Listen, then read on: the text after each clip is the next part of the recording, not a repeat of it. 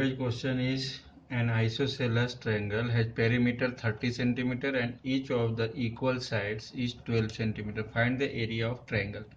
Means it is a equilateral triangle. Means two sides. Isosceles triangle. It is two sides equal. Means this one suppose AC and BC are 12 centimeter and AB suppose C. Let the third side be C. So here given A equals to 12 centimeter, B equals to 12 centimeter, then perimeter meter equals to already given 30 centimeter. So perimeter of triangle means sum of the sides,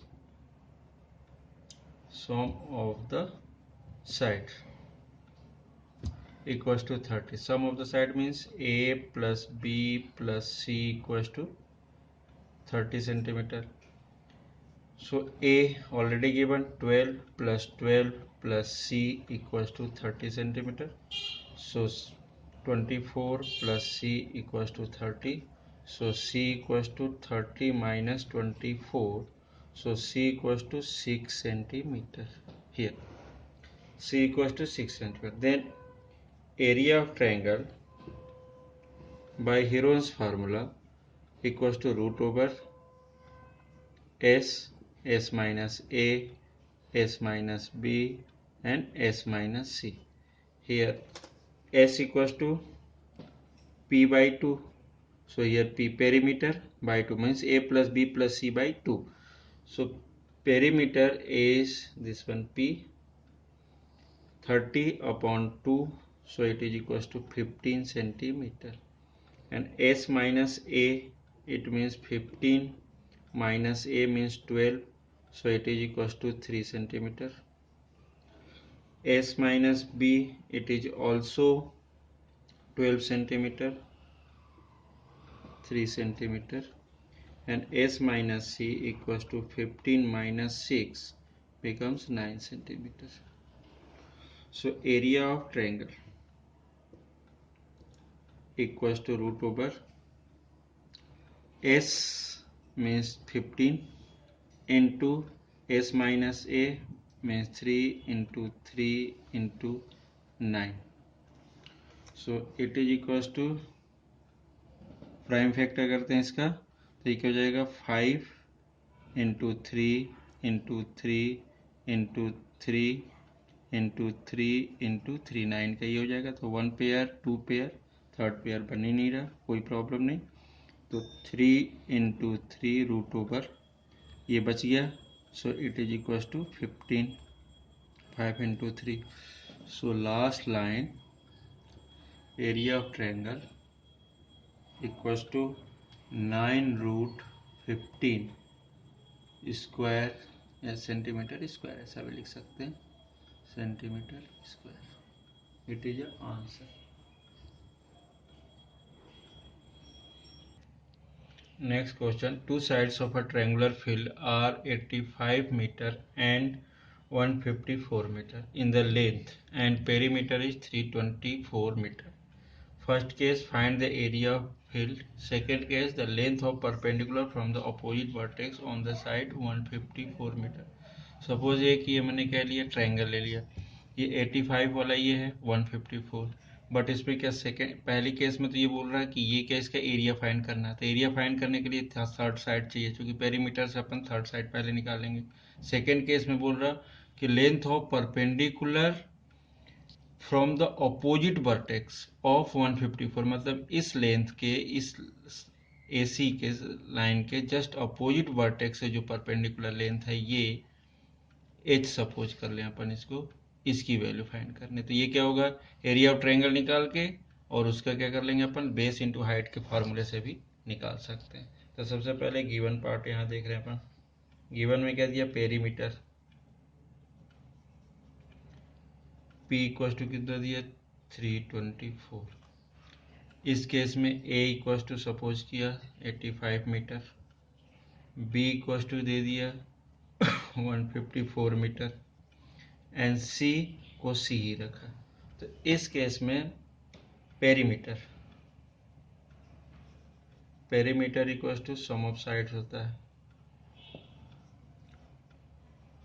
means क्या होगा यहाँ पर, अगर suppose अपन बात कर रहे हैं तो पेरीमीटर कितना गिवन है 324 A plus B plus C.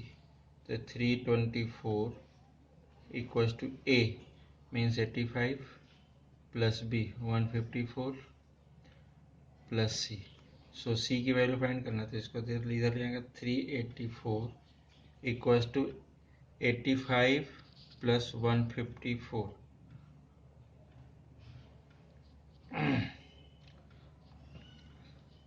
324 equals to 5 9 5 और 8 13 3 and 1 2 plus C. So C equals to 324 minus 239. So it is equals to 85. So it is equals to C, means 85 centimeter C की value आ गई। ऐसा लिख देते हैं C equals to 85 centimetre. Then इस case में अब अपन को फार्मूला चाहिए इसके, S एरिया ऑफ ट्रायंगल अब निकल आएगा हेरोन्स के अकॉर्डिंग, क्योंकि 3 साइड्स मिल चुकी हैं। तो S minus A, S minus B and S minus C। तो इसके through S equals to P/2, P equals to 324 divided by 2।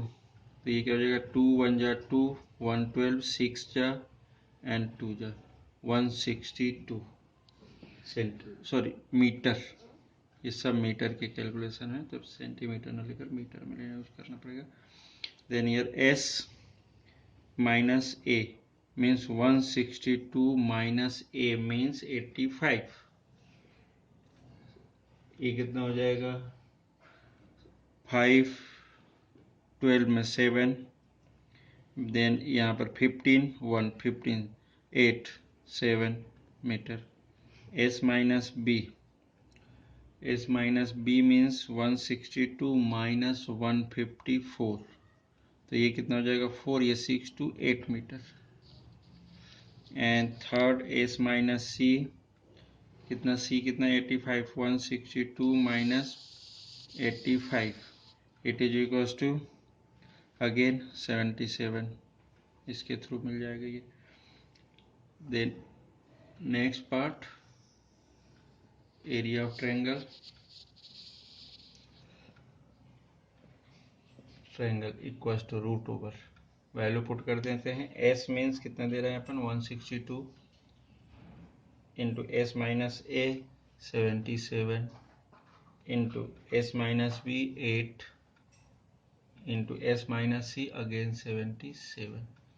अब ये कितना हो जाएगा, इधर अगर देख रहे हैं तो फैक्टर्स करें तो ये कितना हो जाएगा 162 मीन्स 9 इंटू 9 81 इंटू 2 162 का अगर फैक्टर करेंगे तो इस टाइप से बनता है। फिर यहाँ पे 77 इंटू ये 8, इसके 2 इंटू 2 इंटू 2 3 2 हो जाएंगे 8 के, और यहाँ पर क्या हो जाएगा इंटू 77। अब इसको पेयर कर लेते हैं। पहले तो पेयर में क्या होगा, एक ही ये पेयर बनेगा, इन दोनों का पेयर बन जाएगा, और एक ही यहाँ पर पेयर बनेगा। जो बचा है एक ये 2 और इस 2 को भी पेयर बन जाएगा, इस वाले 2 का ये भी हो जाएगा। मतलब कितने पेयर हो गए 9, एक आ गया।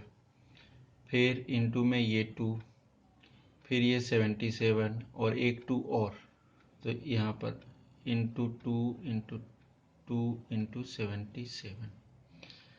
अब इसको मल्टीप्लाई कर लें अपन, 9 इंटू 2 18 2 जा 36 into 77 it is equals to 36।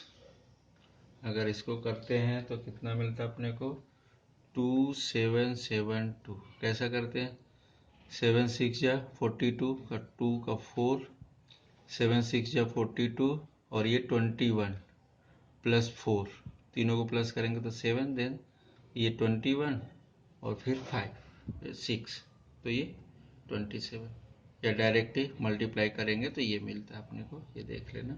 तो 2772 मीटर स्क्वायर, इसको अलग ही कर देते हम। हाँ, अब इसके बाद नेक्स्ट पार्ट,